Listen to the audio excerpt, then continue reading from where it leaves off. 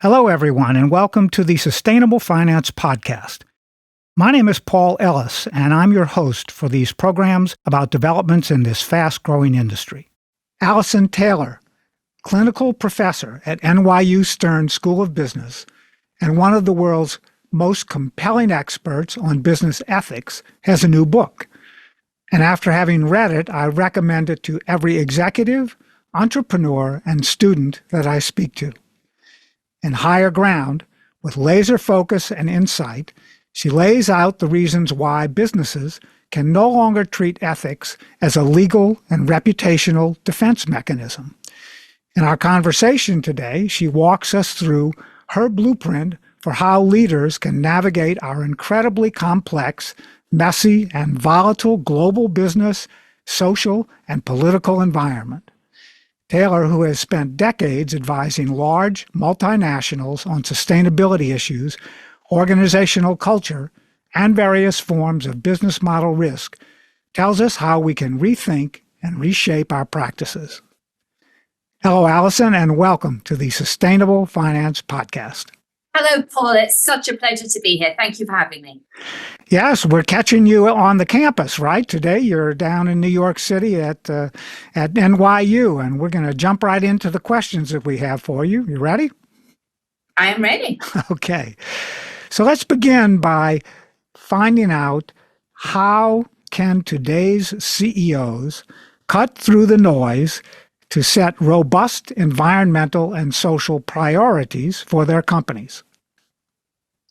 Right. Well, that is a very good place to start because the overall argument of my book, one of the arguments rather, is that it's never been such a difficult time to run a business. And I think we can see that play out in how companies try to set environmental and social priorities, because that conversation is as polarized as every other conversation that we're having in the US. So there is one camp of people on the right of the political spectrum that says this woke nonsense has nothing to do with running a good business. We need to go back to focusing on shareholder value, and we need to go back to Milton Friedman and not breaking the law, and you're overcomplicating this, and you're making bad faith political arguments. So that's one set of arguments.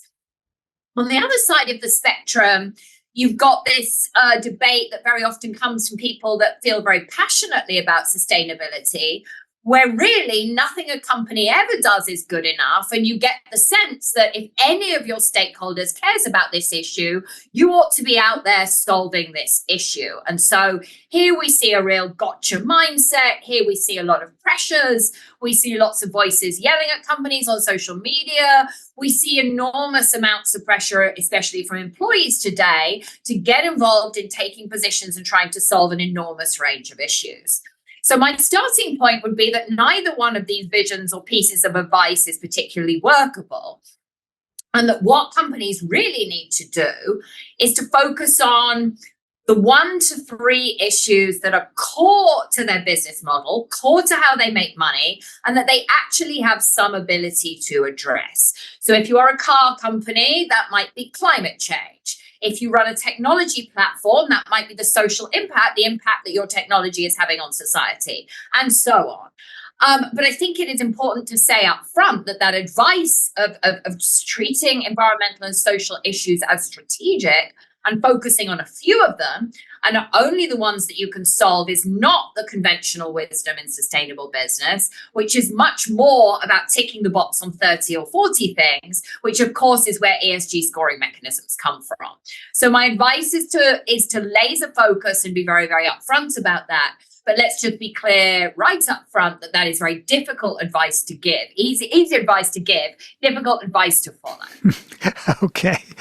All right. Well, tell us, in your experience over years of advising corporations, what approach to corporate values can sustainability-focused executives take when society itself is so divided?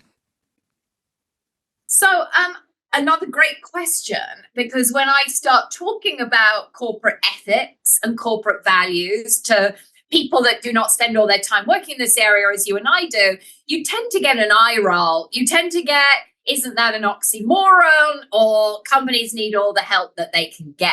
But I also run into a lot of leaders that are really trying to do the right thing and are just struggling to figure out how to ground their efforts.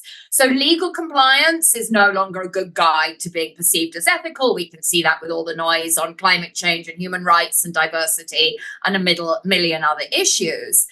At the same time, once we start talking about values and ethics, it's important to acknowledge that society is very, very divided and very, very polarized, and we may not agree on these topics. Indeed, one of the raging debates out there is the degree to which corporations can and should get involved in controversial issues. So I give this a lot of thought and consideration in the book. Where I end up with is that I think the best place to ground corporate ethics today is in the impact that the business has on human beings. And so it is possible to evaluate and think about your impacts on human beings using the UN Guiding Principles on Business for Human Rights. I like that framework. While it is not perfect, I like it because one, it considers very explicitly what is the role of the government versus what is the role of the corporation, which a framework like ESG does not. And two, it includes the idea that you should not impose your values on people that don't share them. So it includes this idea that we should have personal freedom, we should have the ability to use our personal time, our finances, our free time in the way that we want. And given how far we've got with corporations offering or implying that they can speak up for their stakeholders, I think that is a long overdue correction. You know, you spent quite a bit of time in your new book talking about the complexity of all of these issues and how executives are really struggling to deal with them. What does it really mean, and what does it really take in today's business world to build a healthy organizational culture?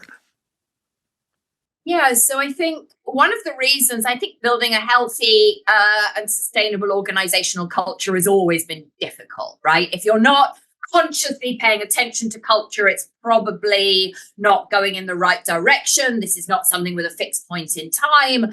This has always been something very complicated because human beings are very complicated. But I think something very profound has shifted in the last couple of decades. And that thing is that now internal culture is kind of on display to the general public as it has never been before. We can think about, for example, employees filming videos of themselves being laid off and putting them on TikTok. We can think about the rise of strategic leaking. We can think about all the stories we see in the news every day about internal town hall meetings or bad decisions or, difficult kind of signs of maybe sexual harassment by senior leaders. There is now all this information about culture, and increasingly many of us are also working remotely. So it gets much harder to set and implement culture when you don't have everybody together, able to see the kind of signals and pick up on the kind of signals of how you should behave and what kind of behavior is rewarded. So I think it is a collective effort. I think you need to involve your employees in shaping this culture, in setting priorities, in making decisions. We need to think about ethics also as a collective action effort, and we need to train people to apply principles rather than remember rules. But I think above all, what I would say is we can no longer treat leadership and no longer treat culture exercises as a matter of setting direction and designing incentives and thinking about structures. This is more a case of influencing across diffuse networks. This is more a case of, can you bring people along with you?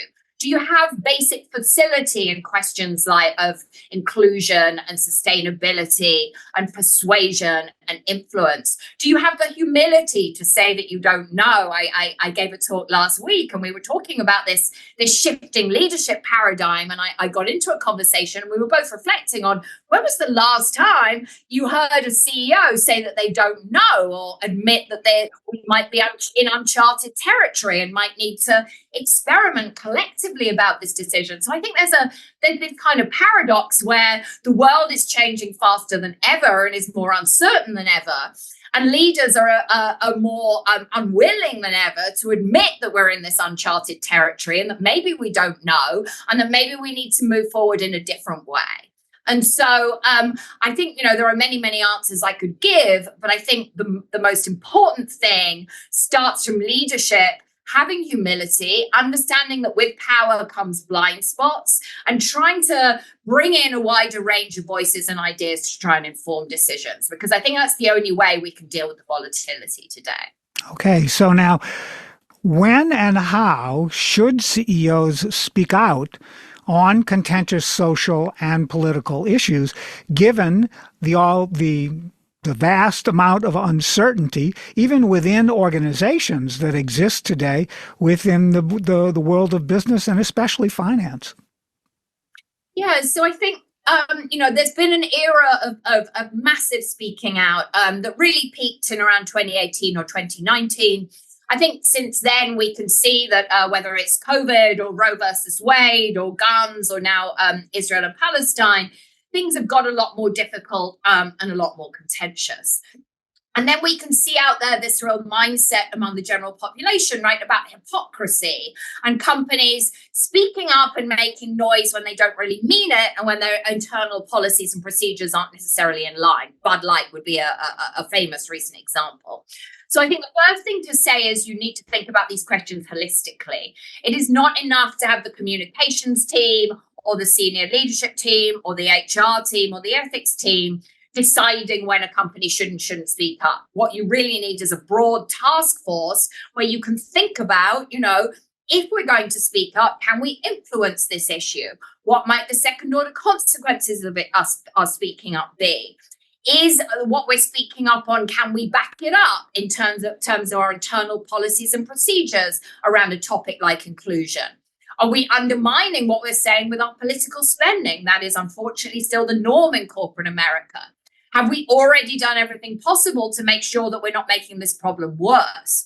So I think we're entering an era of much more restraint and much more caution on speaking up. I think that's appropriate. I would go back to the advice I gave earlier in the podcast, which is focus on 1 to 3 issues that you can actually address. And then also bear in mind that if it is a topic that affects people, culture, their social identity, their rights, so anything around gender, sexuality, race, anything to do with human rights at all, obviously then you don't get to say that topic's got nothing to do with me. But I think you need to be thoughtful, and I think this is another reason you need to get employees involved. And really helping the organization consider, yes, we could speak up on this topic, but can we really influence the trajectory of this topic? Is us speaking up going to do anything positive? Or is there a possibility that it just draws us scrutiny, it causes scapegoating, and it doesn't actually solve the problem? So again, I think we need to have a much more honest and realistic discussion about the basis on which corporations are speaking up and the topics on which they should feel empowered to speak up on. A final point I'd make, which I think is not discussed enough, is if a CEO speaks up, if a senior leader speaks up, who are they representing? It's okay to maybe represent yourself and speak up in a personal capacity, but if you're the CEO, many people will understand, whether you say it or not, that you are taking a position on behalf of the company. And then if you're going to take a divisive position, you need to be clear, you may be alienating a huge proportion of your internal employees. So proceeding cautiously, I think, and re-emphasizing individual rights and responsibilities, I think, is the principle that we all need to return to. Yes, and so now you've led us into the minefield of company values, right? And right. If you have a couple of examples that you could give us for our followers, especially those folks engaged in finance on a day-to-day basis, of business leaders taking a stand on big touchstone issues that speak to their company's values. I think there are lots of examples. I like the example of Chobani, which has done a lot of work in the US agricultural food system and also has hired and retained a lot of refugees. We can think of General Motors taking a position on climate change as being really, really central to its strategy. I also would like to name Unilever, because Unilever has been very heavily criticized in the press recently for dialing back on its ESG commitments. And I actually have the opposite perspective.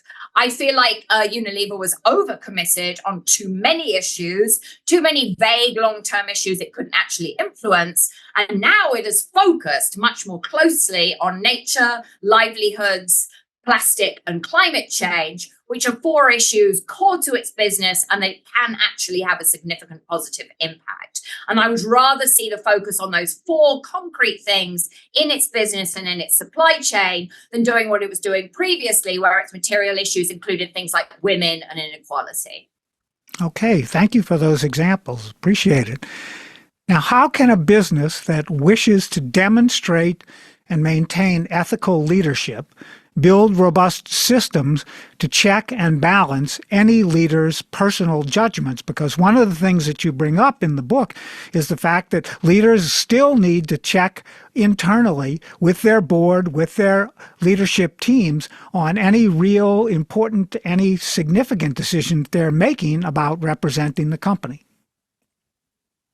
I mean, what I would suggest that you do is get your employees involved in setting your values. I use the examples in the book from Dutch banks, ABN AMRO and Rabobank have ethics committees where any employee can bring a dilemma. Things are discussed in a very, very transparent way.